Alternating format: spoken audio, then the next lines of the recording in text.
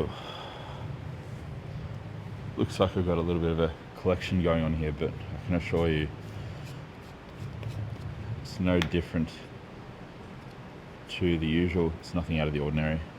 I usually just don't do this on camera, but just mixing up my EAAs. And I'm still undecided. That's what I was trying to say. I'm still undecided as to whether or not I'm going to actually have my bump energy today. Now, don't get me wrong, I like my bump energy and I haven't gotten sick of it yet. I'm just contemplating whether it's actually necessary or not. And what I mean by that is, sure, it's only caffeine. It's caffeine derived from coffee, a little bit of supplemental acetylcholine. So there's nothing deleterious in there. It's not like a pre-workout just crammed full of stimulants and garbage like that. And I've expressed my opinion about stimulants and pre-workouts before, or just stimulant-based pre-workouts. I do not think that you need one. If you are ticking the big boxes, if you're focusing on the big rocks, your sleep hygiene, so the sleep quality, the amount of sleep you're getting, all of the things relating to your sleep, and just standardizing that, if you're focusing on good quality nutrition, meeting all your micronutrient demands as well as your macronutrient needs, if you're getting adequate hydration, adequate fluids in, if your electrolyte intake is good, if you're prioritizing intelligent training, you're training with effort, relative intensity, but you're also being mindful of and managing recovery and those recovery parameters close enough, then there shouldn't be any need on a regular basis for a pre-workout, especially a stimulant-based pre-workout. Now, you could make the argument that coffee does have a bit of an ergogenic benefit to training and performance, physical performance. So you can say, okay, maybe there's reason for some caffeine pills or a caffeinated beverage of some sort. But that would also depend on when you're training in the day. If you're training, say, in the evening or the afternoon, I'd say no to any stimulants if you're able to do that. And if you train in the morning, I'd say use the minimum effective amount required. And that might be something like a bum energy drink, which is the equivalent of a 12-ounce coffee. Or it might be a single shot of espresso, which I think is about 2/3 of what's in here, about 80 milligrams, give or take, depending on the brand of coffee. Obviously, it's impossible to standardize it.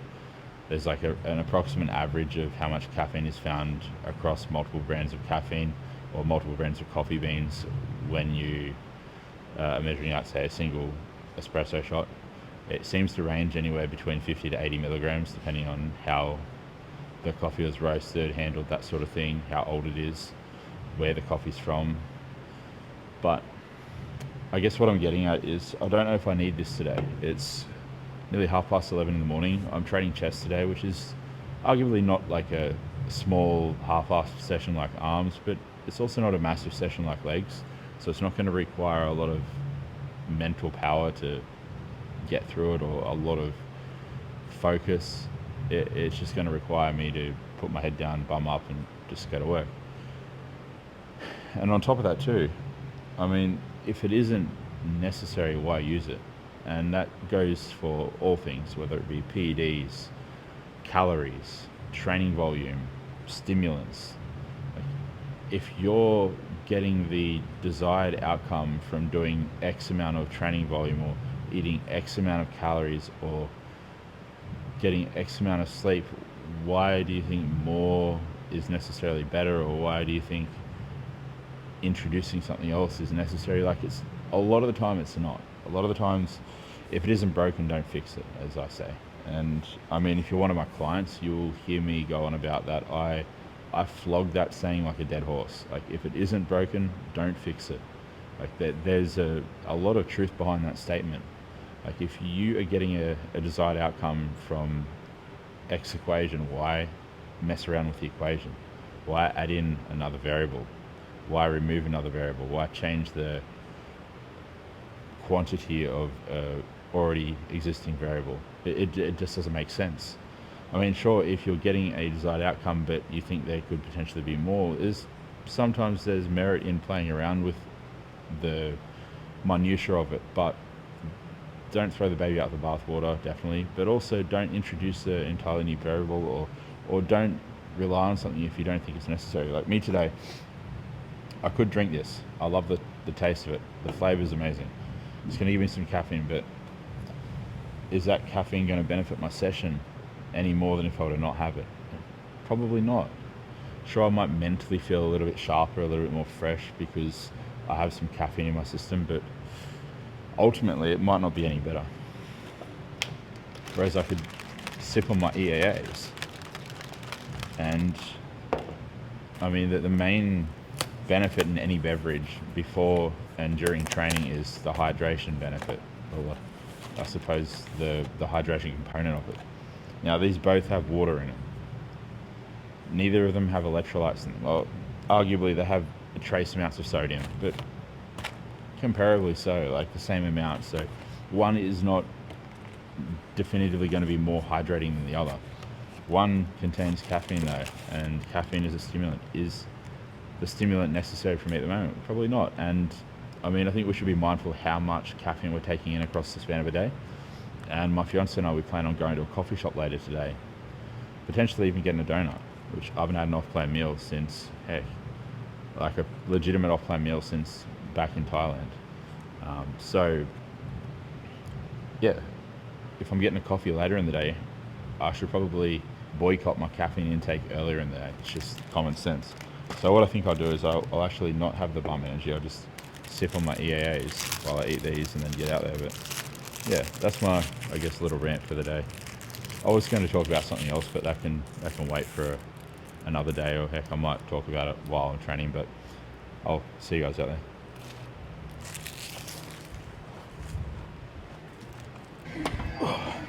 Pretty certain that this is the right settings for this machine, but I didn't make note of them in my training logs, so I'll just have to do a bit of a feeler set with no weight.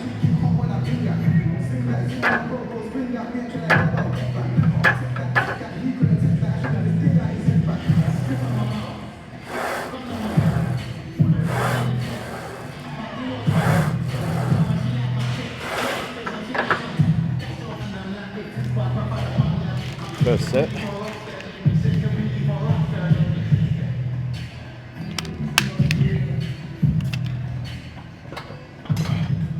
I know I normally start with calves, but I'm going to do them at the end today.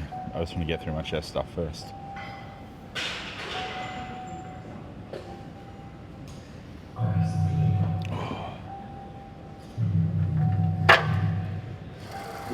It's incredible scenes.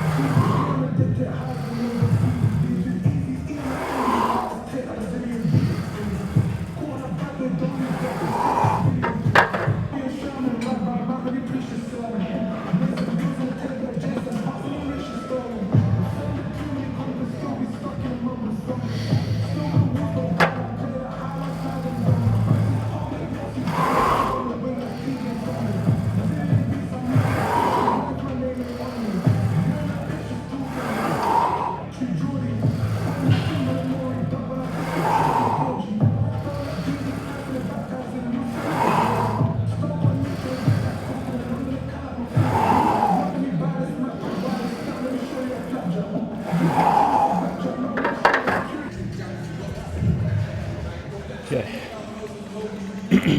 Second movement. You know what? I just realised that I was actually meant to train legs today. I don't know how I got that one. Don't know how I made that mistake, but I did.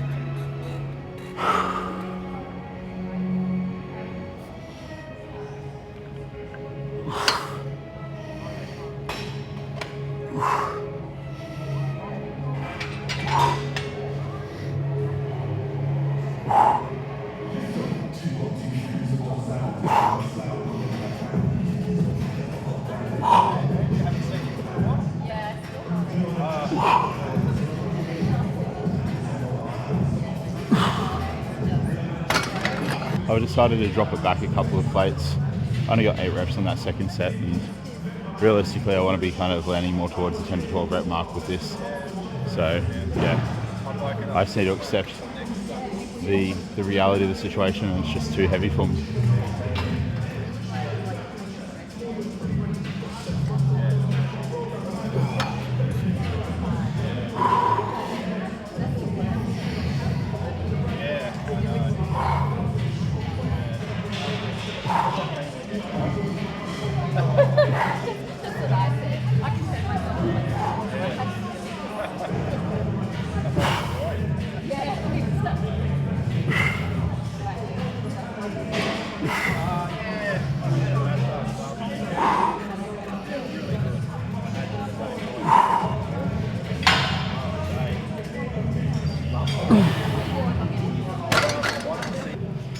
Our last movement for chest, same as last week, bent cable fly.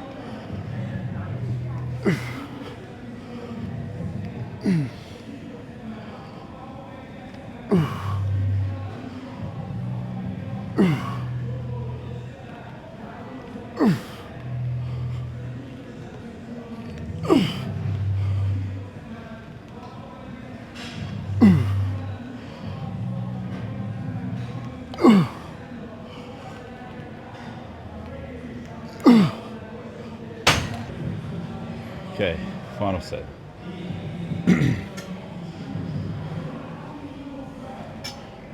I'm really liking these narrow cable flies as opposed to the wider ones. Like, I don't think a wide cable station is necessarily bad for chest flies, but depending on the type of chest fly you're doing, whether you're doing like a bent variation or a standing variation, I do think that some are superior to others. I think if you're doing a bent fly, I actually prefer the narrow stations.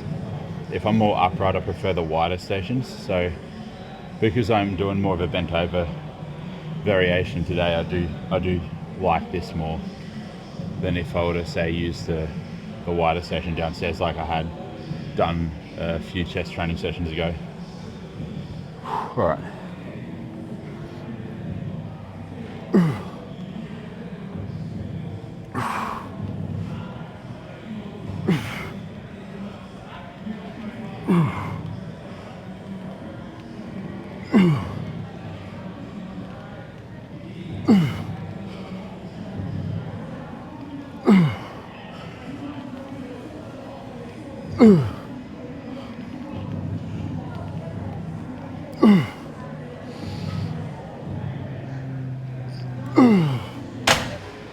So bonus set.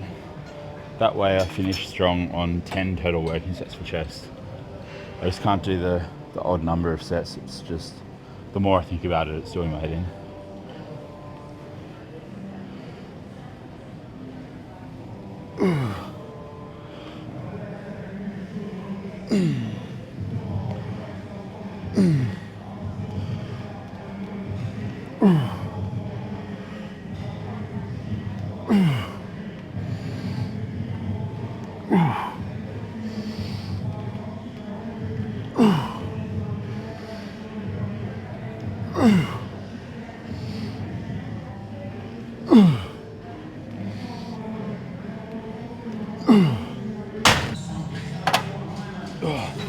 Last but not least, calf action.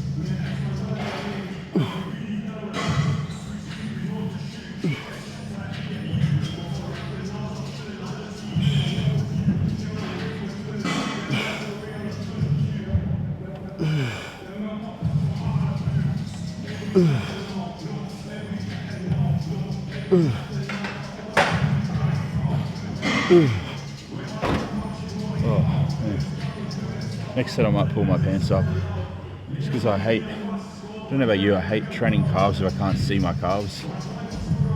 It's not like that with any other body part except for calves. I really do think that being able to visually see the calves contract and stretch helps with the mind-muscle connection much more than it does with any other body part. So I'm going to be that tool that rolls his pants up in the gym on the next set.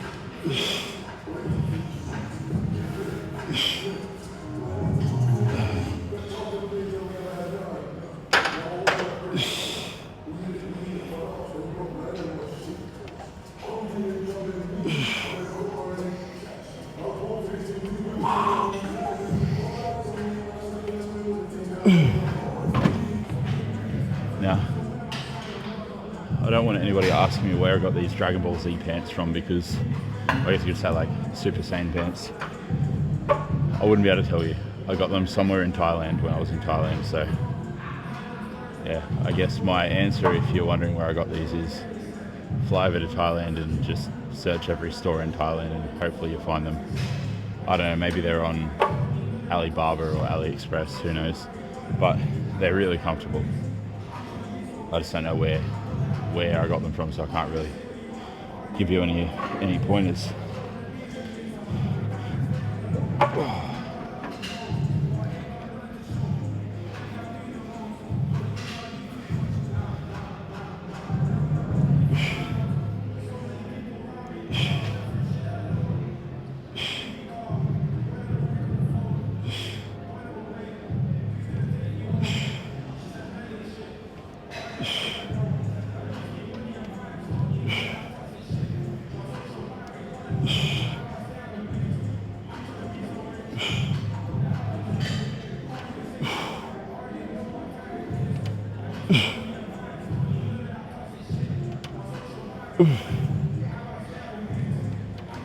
Ugh.